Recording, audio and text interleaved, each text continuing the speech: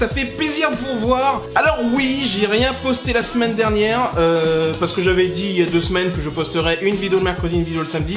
Tu prends ton petit agenda, les premières vidéos, donc la première de la semaine donc, sera publiée donc, tous les mercredis à 16 h, et la deuxième sera publiée tous les samedis à 14 h. Mytho! Malheureusement, il s'est passé pas mal de petites choses la semaine dernière, j'ai pu rien poster, notamment à l'événement particulier, j'ai pété l'écran de mon Mac. Voilà. Miroir, miroir, dis-moi qui est le plus beau.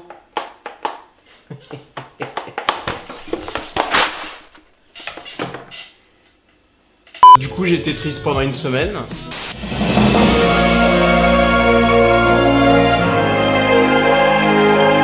Et puis il s'est passé beaucoup de choses sur la YouTube sphère, sur la Facebook sphère. C'est pas facile à dire, Facebook sphère. Facebook sphère. Putain, dis-le 10 fois de suite, Facebook sphère. Facebook sphère, Facebook sphère, Facebook sphère, Facebook. Waouh! Et oui, pendant que les gilets jaunes bloquent la France, il y a des petites lois qui sont votées, qui passent en douce comme ça.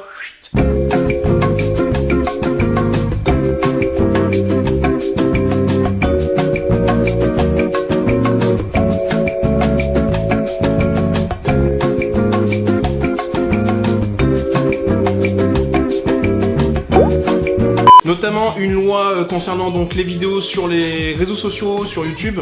Je ferai une prochaine vidéo là-dessus. Il y a beaucoup de youtubeurs qui ont déjà fait. Voilà, c'est, je sais pas, je suis entre rire et larmes en fait. C'est, on verra. En tout cas, c'est une loi qui fait vraiment chier. Vous avez été nombreux la semaine dernière à m'envoyer des petits messages sur Facebook, que ce soit en commentaire ou en MP, donc ça me fait super plaisir, donc surtout en MP, j'en ai reçu pas mal. Donc continuez à m'envoyer des petits messages, ça peut qu'encourager voilà, les personnes comme moi à vous délivrer du contenu sur les réseaux.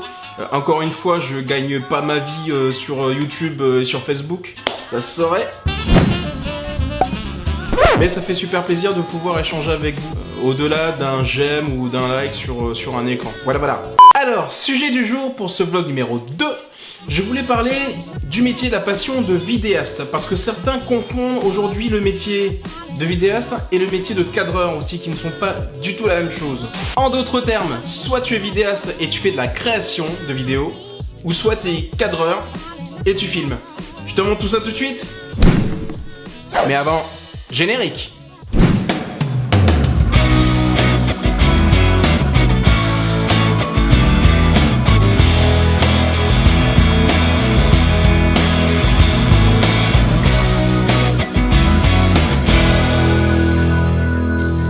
Prise 3, action.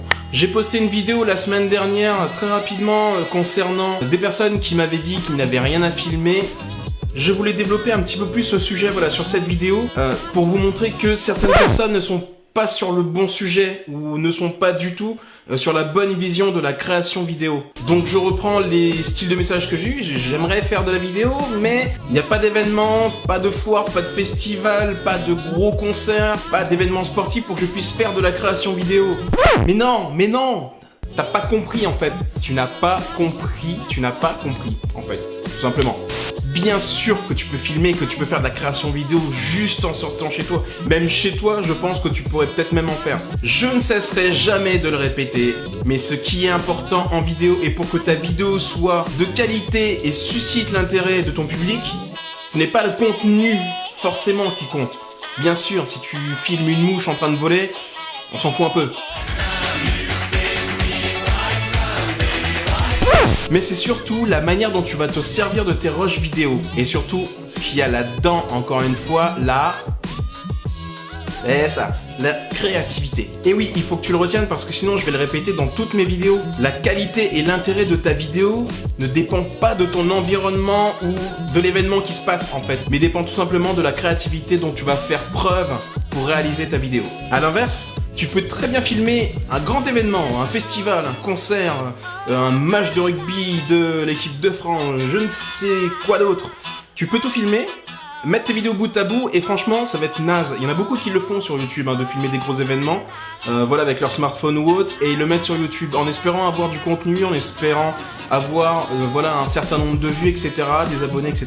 Mais c'est pas ça qui va rendre en fait ta vidéo attractive. Et je peux te garantir que filmer rien avec une belle réalisation derrière suscitera beaucoup plus d'intérêt qu'un grand événement mis bout à bout pour YouTube ou autre. Je rappelle que la vidéo est un art visuel et créatif. Alors, est-ce que tu as bien compris le sujet? Non? Alors, je vais te donner un exemple. On va prendre, alors ici on est dans mon studio, on va prendre un objet basique. Tiens, par exemple, je vois dans le retour vidéo, hop. C'est pas évident les mecs qui font la météo là, parce que là du coup je regarde le retour mais je sais pas du tout où est dirigée ma main derrière. Là il y a le bureau de ma conjointe Candice qui fait un peu de photos aussi. D'ailleurs je vous invite à aller sur son Insta, donc je mets le lien juste là. Donc Candice Photographie 10, voilà, elle fait de la photo nature, de la photo macro. Abonnez-vous, mettez des petits likes, ça lui fera plaisir et ça me fera plaisir aussi. Alors on va prendre l'exemple de sa liseuse. Donc voilà l'objet en question.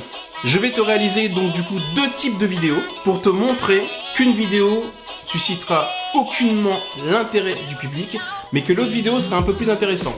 D'accord ? Première vidéo, celle de tonton Jackie qui veut faire de la vidéo sur YouTube et qui veut 1 million d'abonnés demain. C'est parti, action!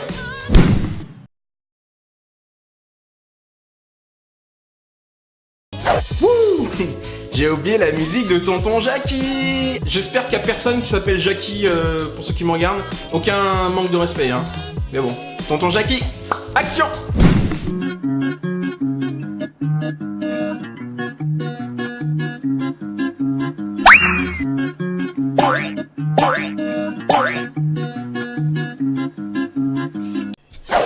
Alors, c'était passionnant? Maintenant, je vais te refaire la même vidéo, le même sujet à filmer, mais avec un peu plus de créativité, avec des réflexions sur la façon de tourner sur l'objet, et je pense que tu verras la différence. Allez, c'est parti! Prise de action!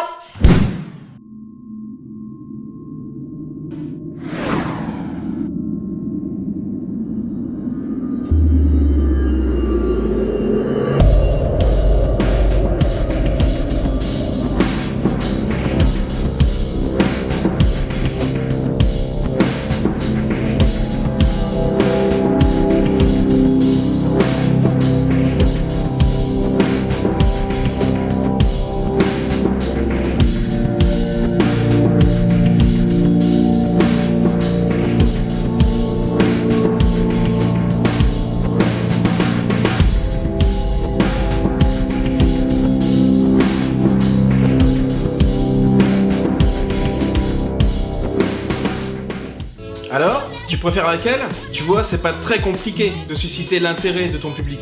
Et il faut juste que tu sortes ce qu'il y a là-dedans. Voilà, c'est tout ce que j'avais à te dire aujourd'hui. Alors je t'invite à sortir, à faire de la vidéo, à filmer tout ce que tu veux. Et vraiment à t'éclater sur le montage, sur ta façon de tourner, voilà, sur toutes les étapes de la post-production, etc.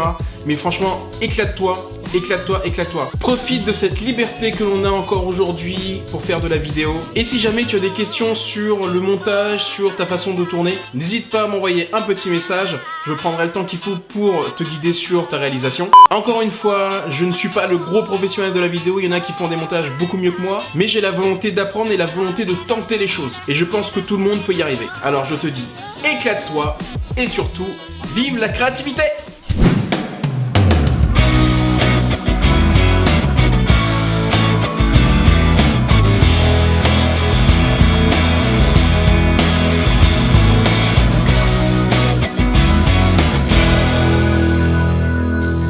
Prise 3, action!